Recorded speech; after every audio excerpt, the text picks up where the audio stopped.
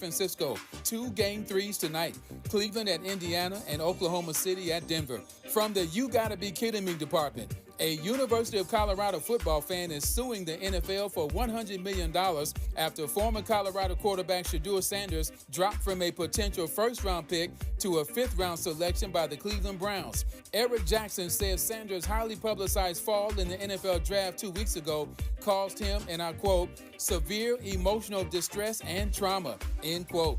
Jackson is basing his lawsuit on his claims that the NFL violated Sherman antitrust laws for collusion and that Sanders' civil rights may have been violated. No comment yet from the NFL. No debates, no speculation, just the info you need. That's your KBLA Sports Minute. I'm Ray Richardson on KBLA Talk 1580. If you missed our KBLA Talk 1580 Town Hall, the Altadena Eden Fire, 100 Days and Counting, you missed an evening of reverence, reflection, and reality. You gotta live in the reality because this is it. Every day, you wake up, is this my life? Don't stay in denial because yes, it is. Don't stay in bargaining where you're praying for a miracle and if it wouldn't have happened, then this is what I would have done. It did. Our panel participants kept it real. Really real. I think, number one, it's amazing to me how we ignore systemic racism in our community, and as a people, we've apologized for so much, but when will we stop apologizing for what we have paid for? Because the truth of the matter is we paid for this. You can always count on KBLA Talk 1580 to give it to you straight, no chaser. When you love folk, you tell them the truth. Seeking the truth, speaking the truth. We're KBLA Talk 1580, and we don't black down. I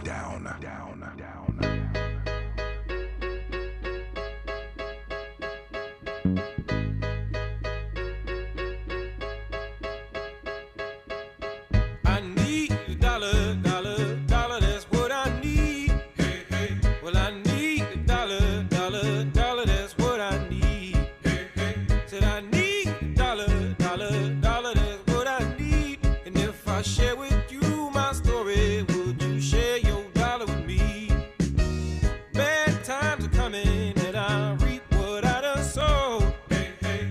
Well, let me tell you something, all that glitters ain't gold. Hey, hey. It's been a long old troublesome road, and I'm looking for somebody come and help me carry this load. I need a dollar, dollar, dollar, that's what I need. Hey, hey. Well, I need a dollar, dollar, dollar, that's what I need. Well, I don't know if I'm walking on solid ground. KBLA Talk 1580. I need a dollar or a trillion. A trillion would do. I think a trillion would do it. It's time for Freedmen Friday. We do this every single end of the week. We talk about reparations. Our goal to stay informed, to stay encouraged, and to be part of the momentum rather than part of the hateration around this topic, which is extensive. And I'm so happy to have joining me in the studio the founder of the Fannie Lou Hamer Institute. He's a lead organizer with Black Lives Matter LA, but also an organizer with Black Lives Matter Grassroots. I don't know the title. I can't remember. Yeah, the National Field Coordinator. National Field Coordinator. I should have that written down, but I don't. Akili, a.k.a. Baba Akili, as he's affectionately known. Good morning. Good morning, Dominique, and thank you so much for having me. Yeah, thanks for coming. And good coming morning, KBLA family. It's always good to be on with you all. Yeah, it's great to have you on. And it's funny because I was thinking through the frame, and we'll look at that, because you've worked with so many different lawmakers and campaigns, and you worked in government, that we could look at sort of the viability of the moment. But we were talking off mic, and you were telling me about your introduction to the reparations movement, and it was fascinating. Well, it goes back a long way to 1976 when I first met Queen Mother Moore. And again in 1980. She was very much involved in the Congress of African People, but she was very much involved in whatever black people were involved in. And she showed up, I mean, going back to the 1972 It's Nation Time in Gary, Indiana. She was there promoting and advocating for reparations. the Gary Convention, and she was the person that introduced, I think, a whole generation of us at the time to the concept, idea, and belief around reparation, that it was a meaningful, necessary demand that we needed to have. And quite frankly, for those of us who are just getting involved in the Black Power and Pan-Africanist movement, to hear her speak so forcefully about it, to hear her speak so visionary even about it, was captivating. And from that point on, I've been involved in one form or another in supporting and trying to advance concept, ideas, and the actual implementation of some form of reparations. I think the other thing that came along was the debt that was written by the brother who Randall Robinson. Before we shift to the debt, explain who Queen Mother Moore is. Yeah, let's not skip over that. Yes, well, Queen Mother Moore was a Garveyist, and she would start by saying that, and she worked with and knew Marcus Garvey, and that's how she was introduced to the concept of reparations. She was a visionary, leader, and activist through most of the 30s, 40s, and 50s, 60s, and 70s even. And she was one of those people who, as an organizer and as a person who wants to advance a movement, you always look for. She was committed. She was an educator, but also a regular working person that was moved by Garvey and became grounded and stayed grounded in the movement. I think until she passed, and I think she passed in the late 80s, if I remember correctly. But she was the most consistent voice that I heard around reparations at every Black convening that I've ever participated in and supported, was, like I said, she introduced me to the concept of that. She used to flyer and have leaflets outside of the conventions and stuff. And you need to talk about reparations, and here's what you need to do. Then she was born in 1898. Oof, yes. Wow.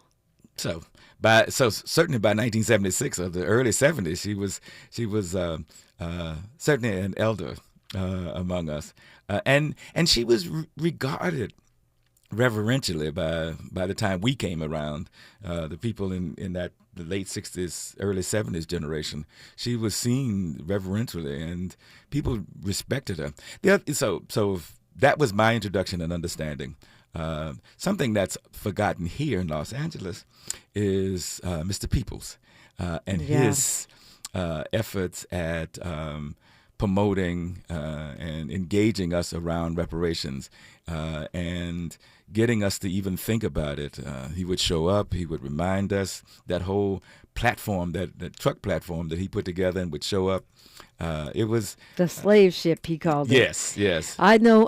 I never will forget Mr. Peoples, because when I got tapped by Stevie Wonder to do the front page, and people were protesting me and giving me a hard time because they wanted to have things be the way they had always been, Mr. Peoples was one that stepped up and stood up for me. And one of the reasons was because he knew that me and Dick Gregory had been talking about reparations on my other show, Street Science, forever. Like, that was just something that I knew. The first time I heard about reparations, I knew and understood that was a debt and something we needed to talk about and push for. So Mr. Peoples was a one-issue activist. Yes. And one of the things that, for me, having a historical vantage point, is that I did not. I mean, the fact that we are talking about it now on a regular and consistent basis, the fact that there are cities around the country that are working on some form of reparations, that it's being debated and discussed here in California, and even having some serious tension around it, is something that I got to tell you I'm pleased about, first of all. because it has reached that level. Because most of the time, we were in the wilderness talking about reparations. It was considered very much a fringe issue, Yes. even in the early 2000s. Yes. Actually, mid-2000s. I feel like that the normalization, which is what Mr. Gregory used to say, we have to normalize this. And one of the ways we normalize it is by talking about it. That happened a lot faster than I thought it would, or than Mr. Gregory thought, because he said 50 years before we get any reparations. And Evanston's already started handing out some checks. Evanston, Yes. Illinois. And one of the things that the Institute of the Black World does, the 21st Century, is every year in Evanston at the first week of December, it convenes this local activities and brings everybody together in Evanston to talk about what they're doing around reparations. And it started out, I think, around 20 cities. Now it's up to about 42 cities that are doing something around reparations, fighting for advancing some form of reparations. Yeah, it sure is, and I try to track them so we can talk about them. It's hard to keep it all in my head, but I do track them because I think that's part of the reason why we do this in the KBLA studio every single Friday. Because we talk about reparations and we have our setbacks and our victories, but there is constant movement on this issue. And to be honest with you, I never thought we'd get here this fast. I thought maybe 20, 30 years from now we'd be at where we are now. And so even with the Trump administration, that's one of the reasons why I wanted to talk to you about this. It may not be federally viable, but does that mean the momentum stops? We'll address that and more when we come forward. It's a Freedmen Friday. Akili's here. I'm Dominique DiPrima, and this is KBLA Talk 1580. She's reclaiming her time on KBLA Talk 1580. More First Things First with Dominique DiPrima when we come forward. 40 acres and a mule. This is bigger than the music. Yeah, they tried to rig the game, but you can't fake influence. Who among us doesn't like black music? But Kendrick is right. This moment is so much bigger than music. These are serious times. We've got serious problems, and we need serious people who understand that slogans are not solutions. When you want substantial and sober analysis about things that matter to you and the ones you love, this is where you turn. We're KBLA Talk 1580, and we've got your black. All I need is one mic. With a KBLA Talk 1580 editorial, I'm Tavis Smiley. With so many shows on our station weekdays and weekends, it's hard for me to keep track of all the guests who are actually in studio on any given day. I wish I'd known in advance that LADA Nathan Hochman was coming in studio for a recent interview. Had I known, I would have loved to have personally greeted him and then asked him why LA City Council member Curran Price is being criminally prosecuted for allegations of misconduct similar to the conflict of interest violations for which former City Council member Kevin De Leon is only being fined. What's that about, Mr. DA? In fairness to Mr. Hochman, it was former DA George Gascon who actually filed felony charges against Councilman Price. I opined then on how these criminal charges against Price did not pass the smell test. I was concerned then that this was yet another wayward prosecution of a high-profile black elected, not to mention a waste of taxpayer money. I am even more convinced now that this is a hot mess. To be clear, neither you or I want a bunch of self-serving, greedy, conflict of interest criminals managing the people's business inside LA City Hall. But we also don't want selective or targeted prosecution of black politicians. We've seen that movie before, and we don't need a sequel. It's hard to watch Kevin De Leon get away with paying an $18,000 fine for repeated ethics violations, what he calls an oversight, and at the same time, watch the DA's office continue its criminal prosecution of Curran Price for issues allegedly involving his wife's clients. Motions, I might add, that were passed unanimously by the LA City Councilman. What are you saying, Tavis? I'm glad you asked. DA Hochman did not start this inquisition. but he certainly has the power to stop it. I have said it before, and I will say it again. Fundamental fairness. In the absence of fundamental fairness, we experience a cascade of deteriorating conditions.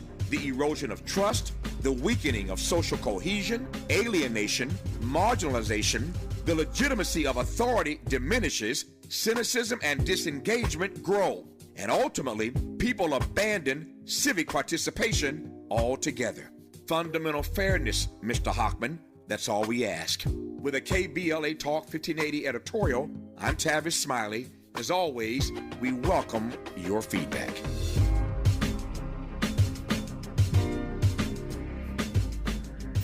The conversation continues right now with Dominique DiPrima on First Things First. Akili is my guest, and you're welcome in, by the way, the KBLA delegation, 800-920-1580, if you want to weigh in on reparations. I love the long perspective that you have, hearing about, Queen Mother Moore, just really interesting. And then I know you've worked with the Institute for the Black World and their commitment to reparations, but also Black Lives Matter. Yes. LA and BLM Grassroots, which is the real Black Lives Matter for those who might be suffering from confusion or concussion or whatever you got going on, has also taken a stand on reparations. And we've tried to support those and work with those who have been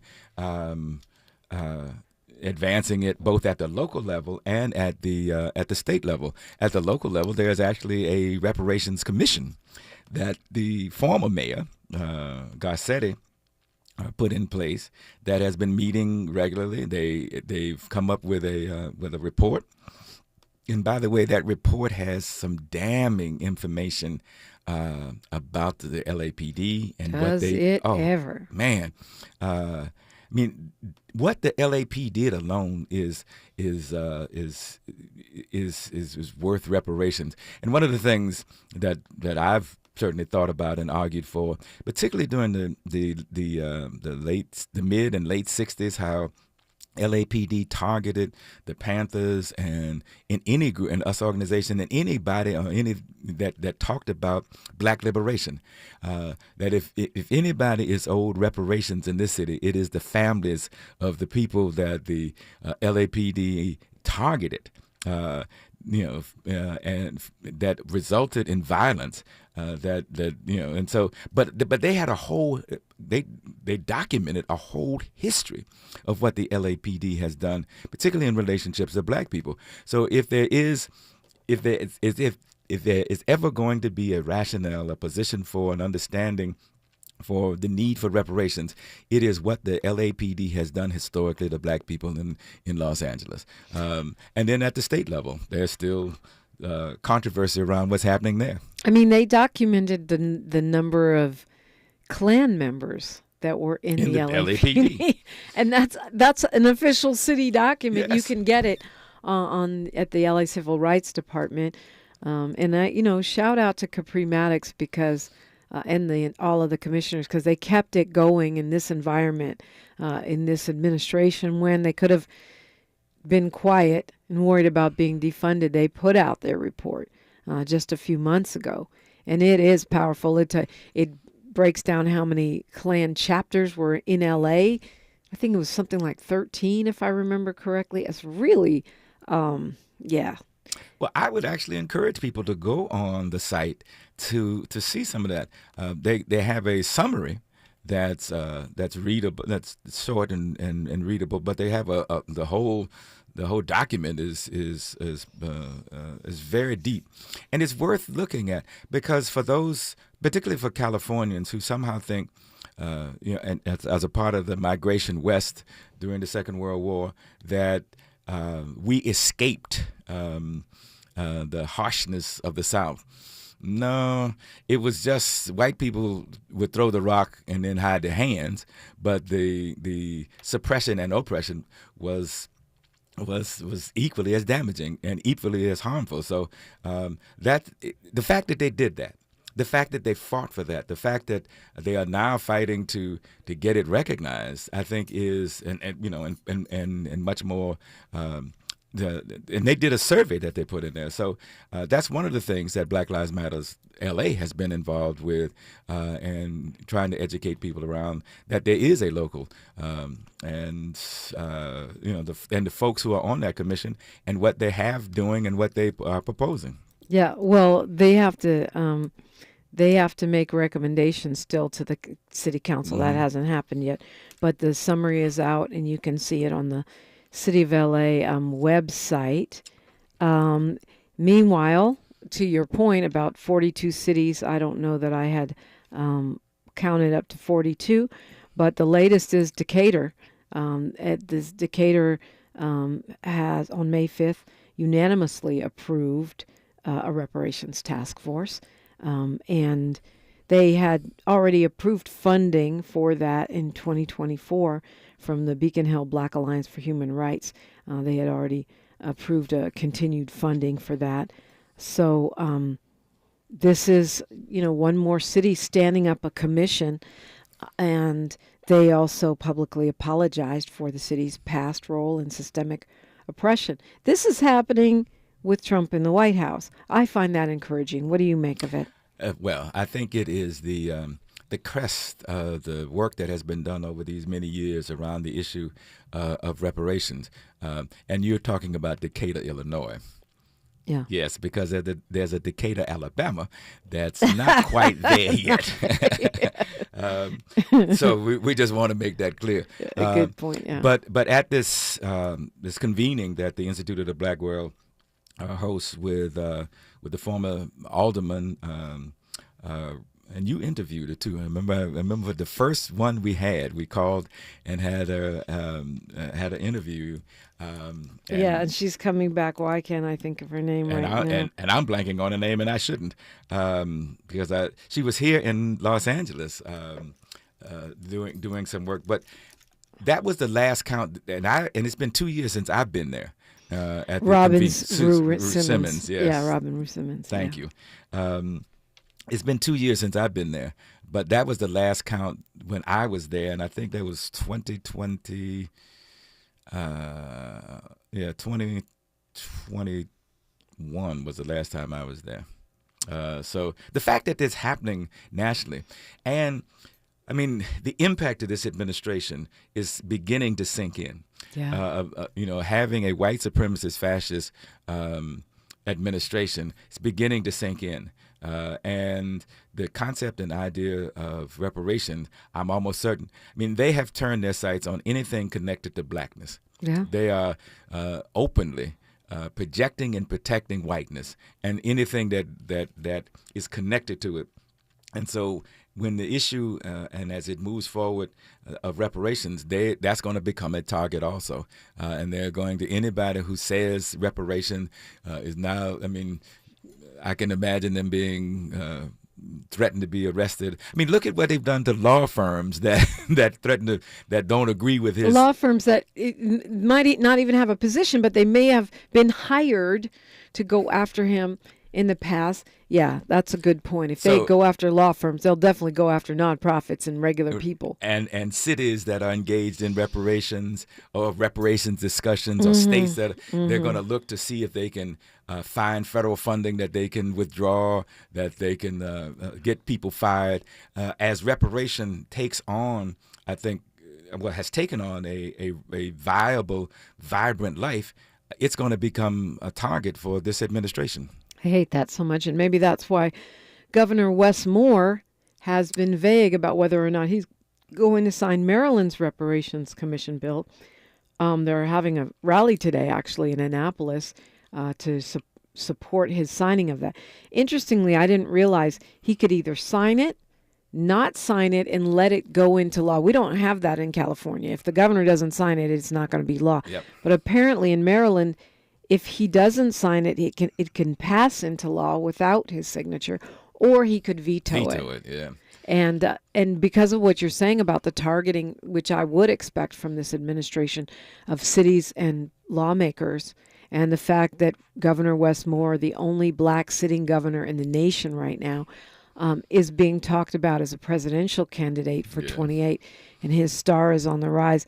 makes me think he may not sign that. What do you say? Well, and I think what this administration is doing is forcing us to think, well, if I do this, what are they going to do? Right. Whereas before we simply did it. We may have understood that there was a consequence, but that wasn't always a central thing. What this administration has done by their bullying, by their willingness to find and extract federal funds, and to break the law, and flout the Constitution, and ignore the courts, and all the rest. And so, if the issue of reparations, as like I said, as it continues to advance, and we continue to struggle and fight for it, I can see this white supremacist administration feeling the need to attack it. If they attack something DEI, which really has benefited white women more than anybody, there's certainly going to be but it's connected to blackness. I push back on that. Okay. Because I know it's all over the internet, and maybe you have some data I haven't seen. I know you're a data person too. But when people use that talking point that DEI has helped white women more, I think they're talking about just raw job numbers, and they're not looking at DEI grants, support for small businesses, DEI pots of money from corporate America that are going to different businesses. All of that is gone. And they're not looking at the government DEI. They're looking at private business. If you look at the cuts to the Department of Education, almost all of them are black jobs. Gone. Point well taken. We have not looked at taken a holistic approach to this whole totality of DEI. Right. So point well taken. However, one of the things that can be substantiated, that whenever you open up a society where women are more, as they say, women hold up more than half the sky, then women are always going to benefit. And so that becomes the more visible part. But we may not have, we have not taken a more holistic approach at this whole concept of DEI. And the other thing, it's connected to reparations, because it's a fight for our continued inclusion in this society that seeks to erase us in every way. And but is that a trap? Oh, we only have a minute here, but is that a trap? Because is it a trap that can lead us to accept affirmative action instead of reparation? I mean, reparation is a debt, right? And you started to talk about the debt. We'll get to that after news, traffic, and sports. But is that a trap? I hope that we don't fall into that. In many cases, we've been willing to accept half measures in an effort to say that we've advanced. And I certainly with the activism that's going on around reparation, I don't see people who are involved in support reparations accepting that as a trade-off. I don't see the people I know who is involved in reparations accepting that as a trade-off. Yeah, that's a great point. But if Governor Newsom wouldn't sign it in Cali, do we think Governor Moore will sign it in Maryland? Time will tell. KBLA Talk 1580. A safe place to go loud. A great place for progressive politics. KBLA Talk 1580. I'm Bree Wood with BIN News Now. Former President Joe Biden, in an interview on ABC's The View, says he believes he would have defeated President Trump if he had stayed in the race. Yeah, he still got 7 million fewer votes. Okay? A lot of people didn't show up, number one. Number two, they're very close in those toss-up states. He criticized Trump's first 100 days and mentioned he frequently speaks with Kamala Harris, who faces a tough decision about her political future. Transportation Secretary Sean Duffy announced a plan to upgrade the air traffic control system, seeking upfront appropriations from Congress for a 3 to 4 year effort. The overhaul will include new telecommunications, radars, sensors, and a flight management system. And former boxing champion Manny Pacquiao will reportedly unretire to fight for the WBC welterweight title this summer. Pacquiao will fight Mario Barrios on July 19th in Las Vegas. Get BIN News Now on demand 24/7 on the iHeartRadio app. Think It Up is an initiative to activate student-powered, teacher-led learning projects. Students and teachers, how can you spark great learning experiences in your classrooms today? Join at thinkitup.org. Is this the time? This is the KBLA Sports Minute with Ray Richardson. I'm a bad man. Both semifinals in the Western Conference and the NBA playoffs are now tied at 1-1.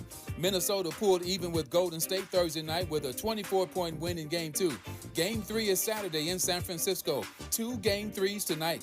Cleveland at Indiana and Oklahoma City at Denver. From the You Gotta Be Kidding Me department, a University of Colorado football fan is suing the NFL for $100 million after former Colorado quarterback Shedeur Sanders dropped from a potential first-round pick to a fifth-round selection by the Cleveland Browns. Eric Jackson says Sanders' highly publicized fall in the NFL draft 2 weeks ago caused him, and I quote, severe emotional distress and trauma, end quote. Jackson is basing his lawsuit on his claims that the NFL violated Sherman antitrust laws for collusion and that Sanders' civil rights may have been violated. No comment yet from the NFL. No debates, no speculation, just the info you need. That's your KBLA Sports Minute. I'm Ray Richardson on KBLA Talk 1580.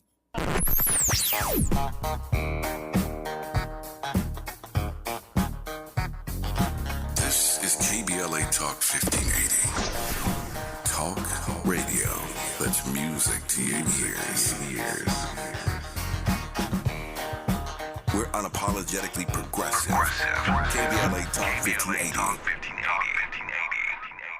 If you need to hire, it seems like the whole process can be exhausting. You search resumes, wait for the right candidates to apply, set up initial interviews. It's a lot of time and work. Well, what if you could meet with qualified candidates for your job the very next day?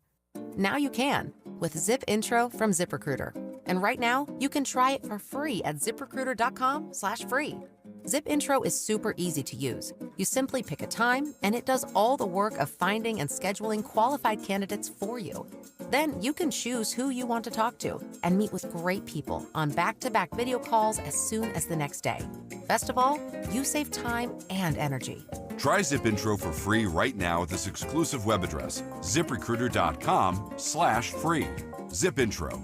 Post jobs today, talk to qualified candidates tomorrow.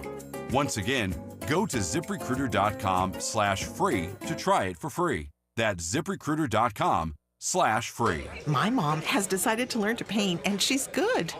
My dad's now into creative cuisine, and I've already put on 6 pounds. Learning new things comes with age. My mom? She started forgetting my name and what we're talking about.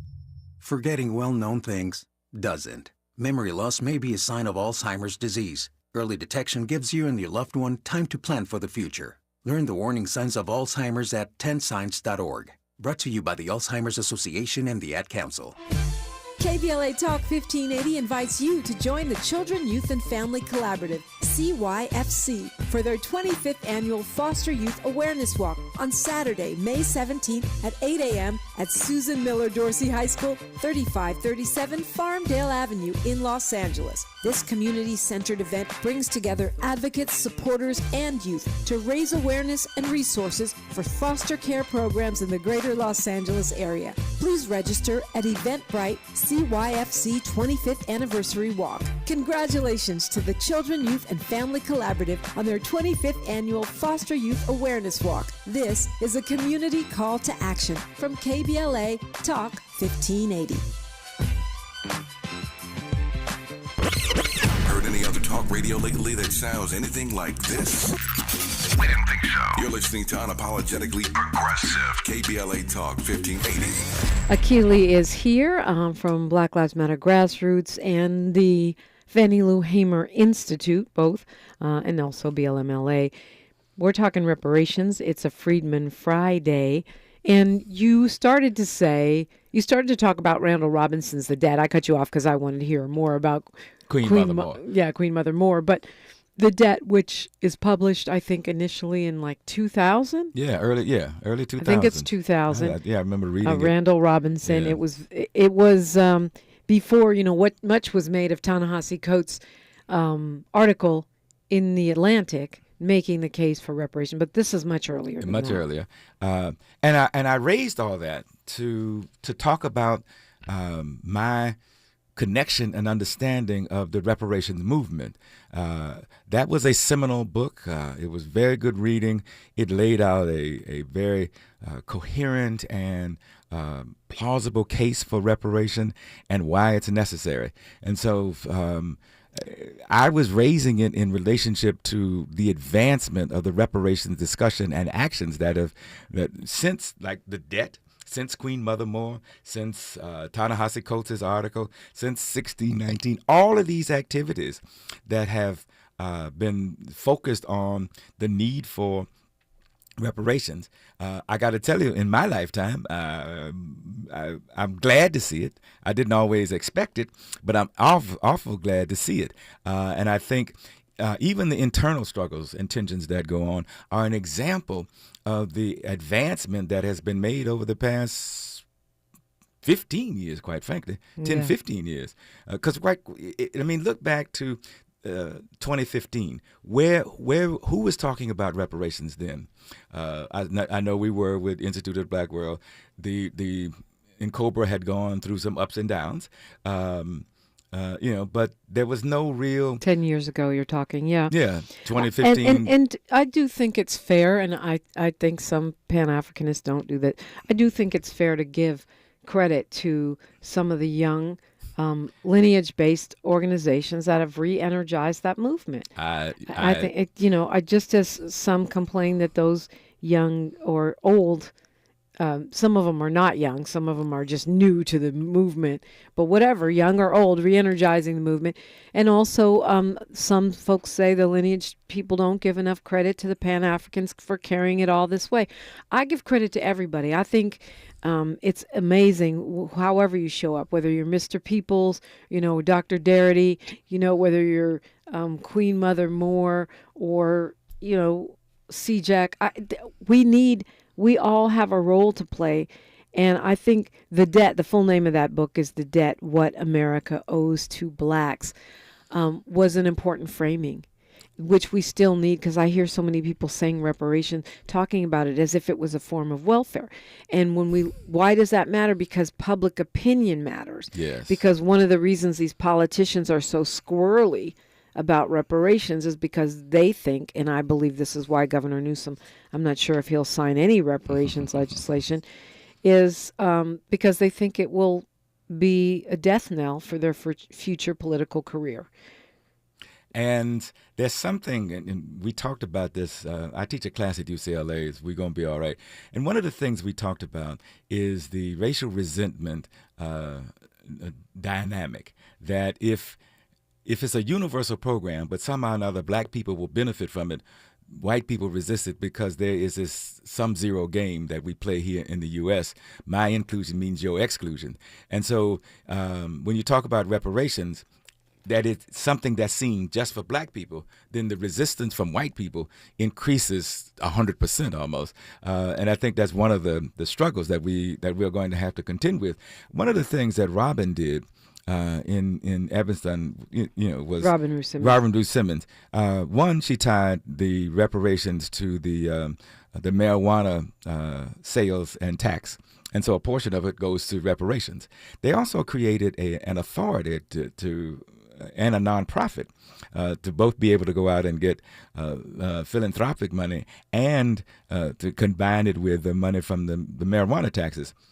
So she looked for funding sources that wound up being much more acceptable. It's interesting. The attacks against Evanston has not held.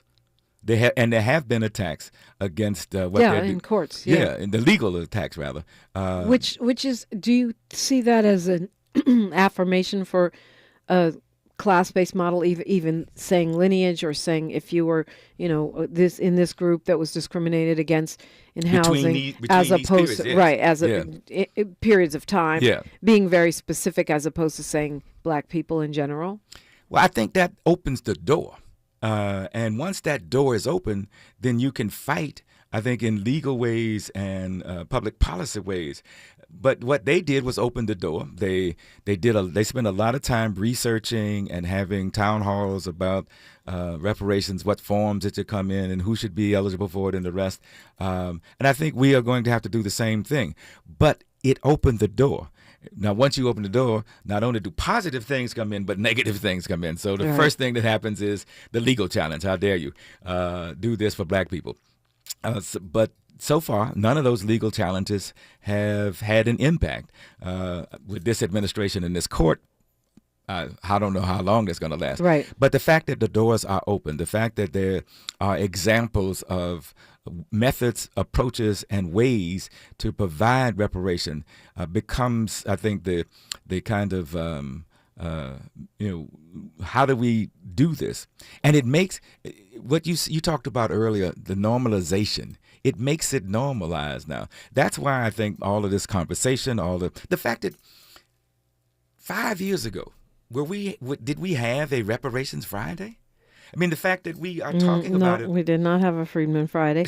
It's been around for a year and a half. Yes, but it came about in many ways in response to the community, state, and national discussion about need for reparations in all of its forms. And I know the Institute of the Black World, NARC, has this whole 10-point plan that they talk about, which includes, the not only an apology, but recognizing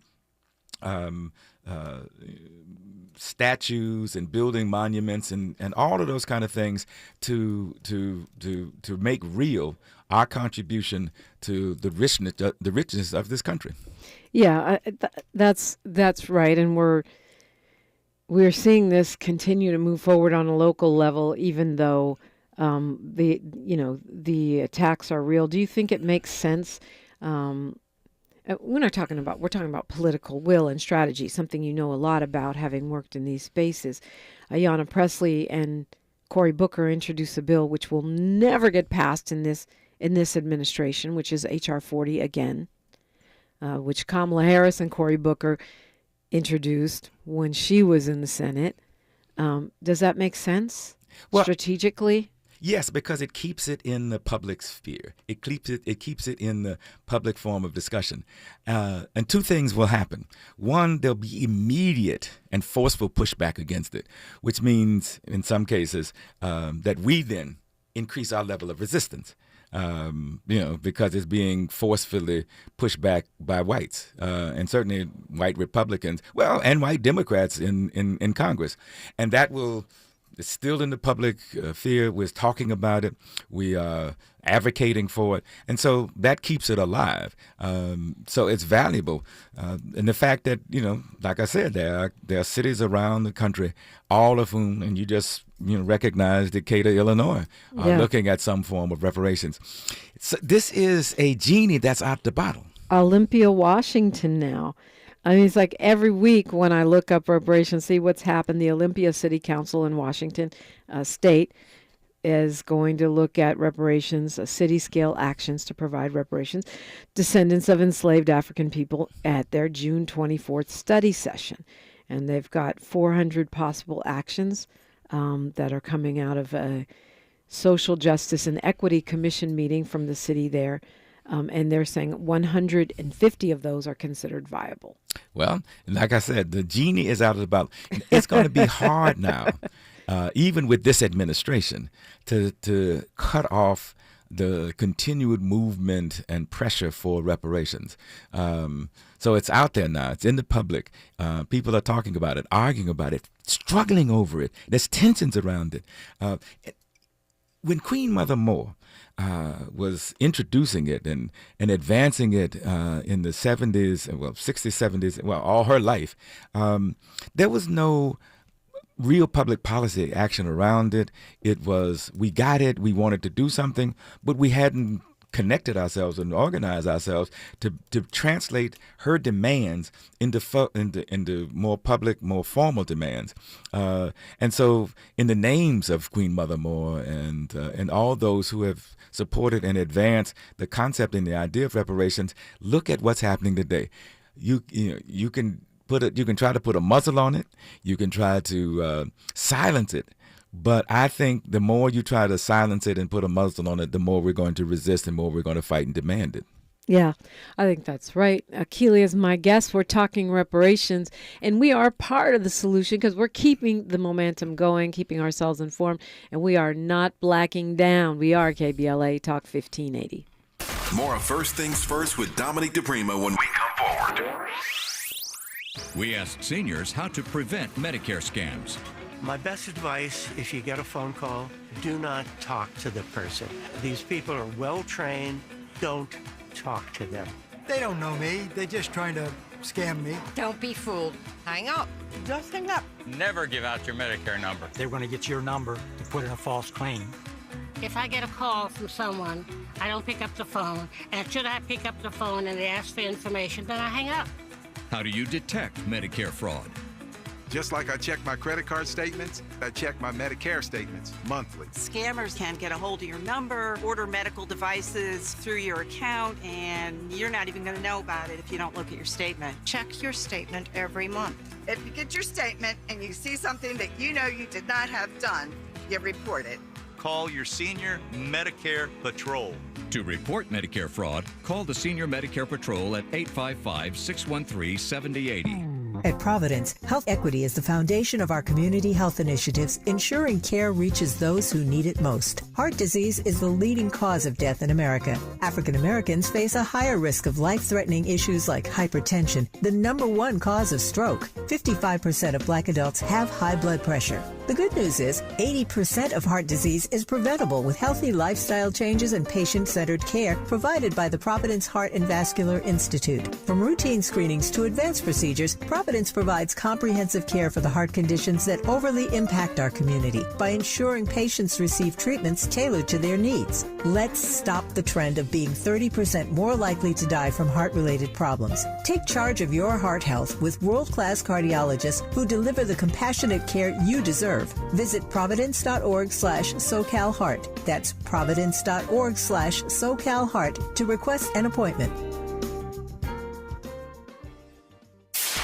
KBLA Talk 1580. We've got a lot to talk about.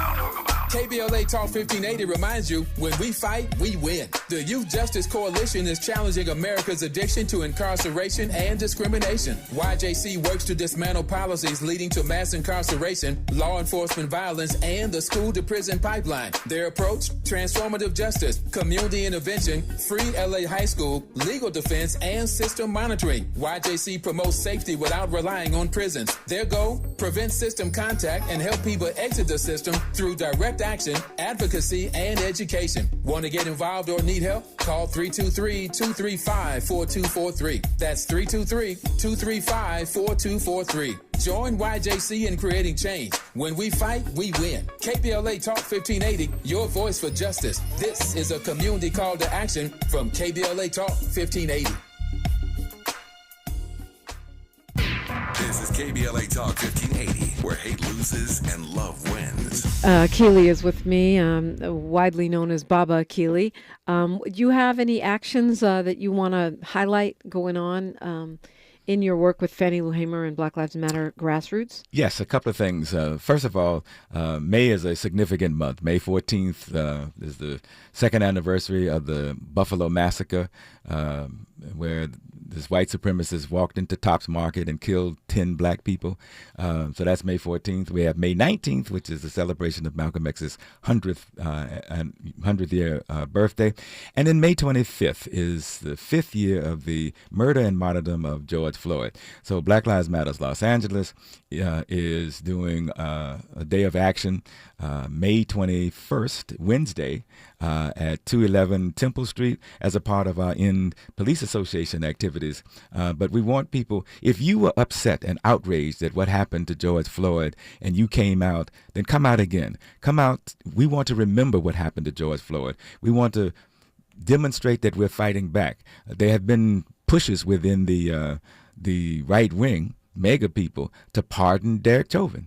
And as a matter of fact, from what I understand, there was a town hall meeting in Minnesota that was discussing that. And so we need, if you were outraged, if you were disgusted at what you saw happen 5 years ago with George Floyd, then come out and join us May 21st at 211 Temple Street as we remember George Floyd, as we remember and commit to fighting back against a racist and fascist government. And more importantly, we commit to ending state-sanctioned violence. May 21st. And of course, all that is at BLM Grassroots on all the platforms, or BLM Los Angeles, I think, is the local one here in LA. To your point, Akili, there is a Republican. His name is Brian Babin. He's the House Science, Space, and Technology Committee chair.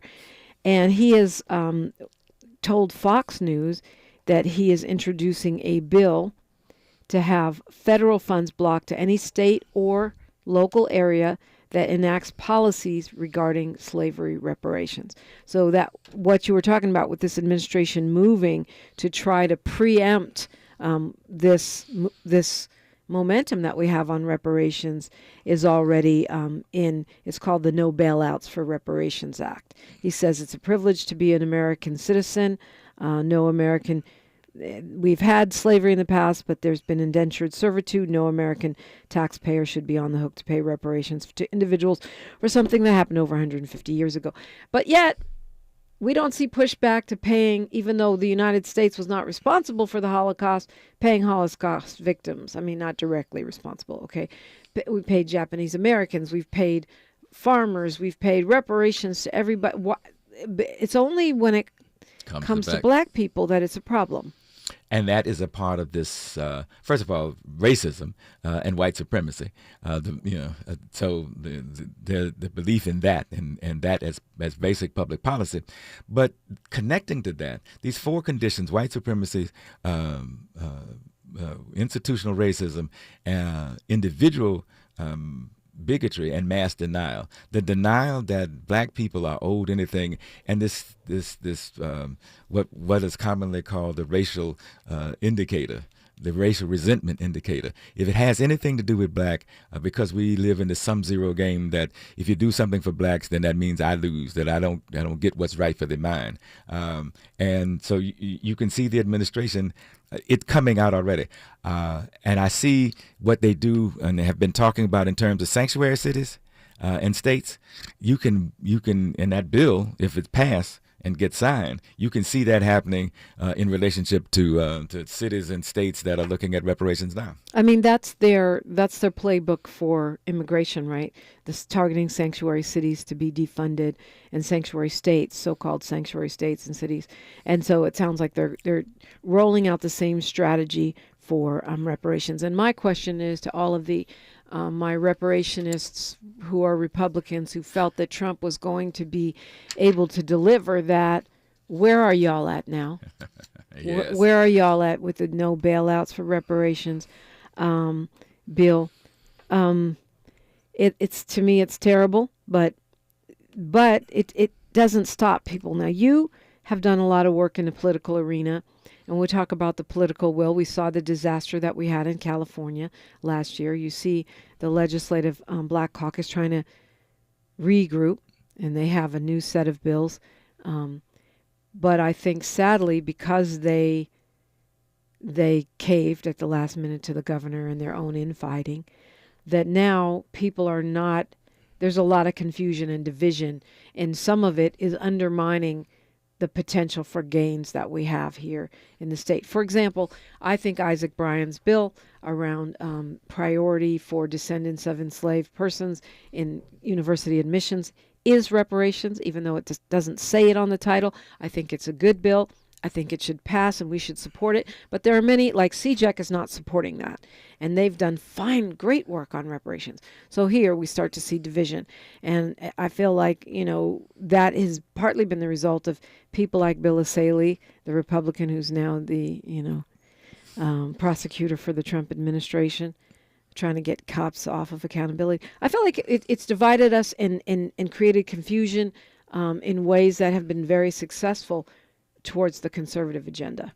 I agree, and I think it was just infinitely short-sighted what happened at the end of last year in terms of the California Black Caucus and what they did and didn't do, and still to this day, there's not a clear understanding of why and they took that particular approach, because they haven't come forward and said we did it because of this. So that's a festering wound, if you will. Yep. That's an internal wound that we need to figure out how we handle that. And I think the worst part about it is that certain members in the California Black Caucus became defensive about it, as if they had a right to do it, and how dare you question them about it? So that has to be dealt with. However, even that, as short-sighted and as dismal as that was, has advanced the work around reparations in ways that I didn't see 3 years ago. Because it energized us, yes. Because it made people even more passionate. That's a good way of looking at it.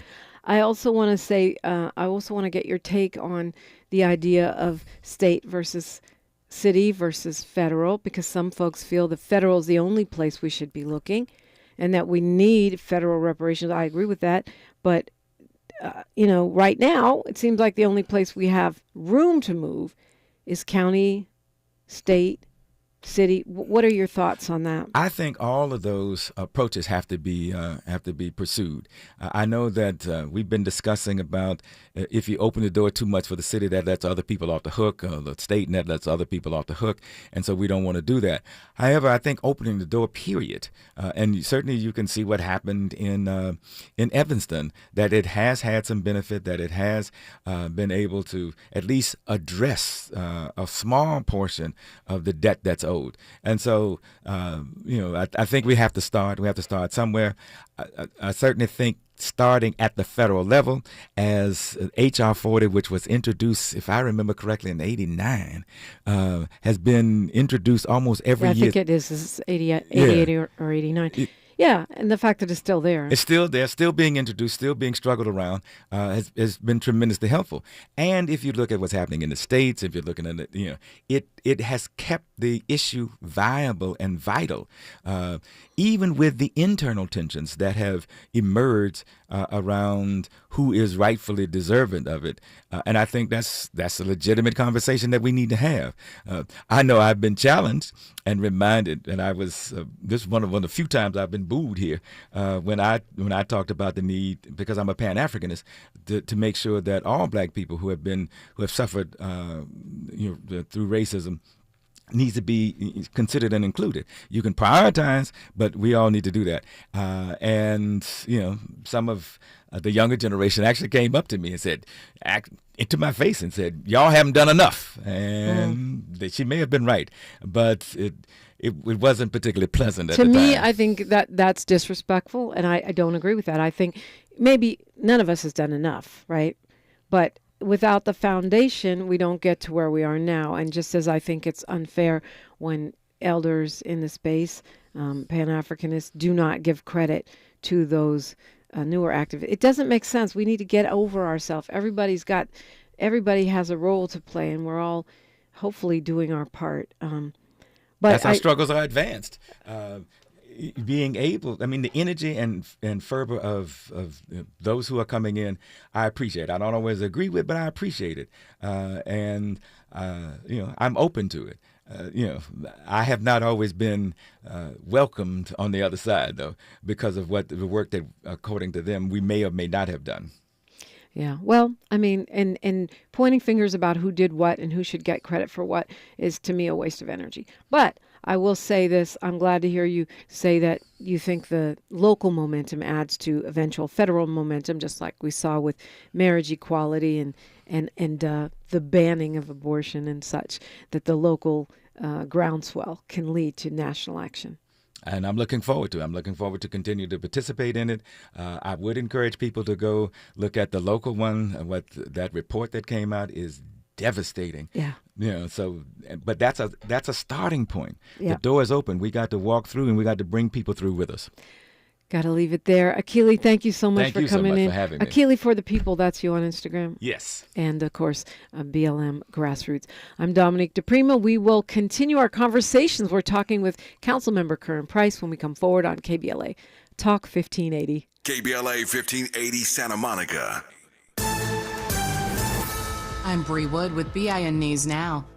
Former President Joe Biden, in an interview on ABC's The View, says he believes he would have defeated President Trump if he had stayed in the race.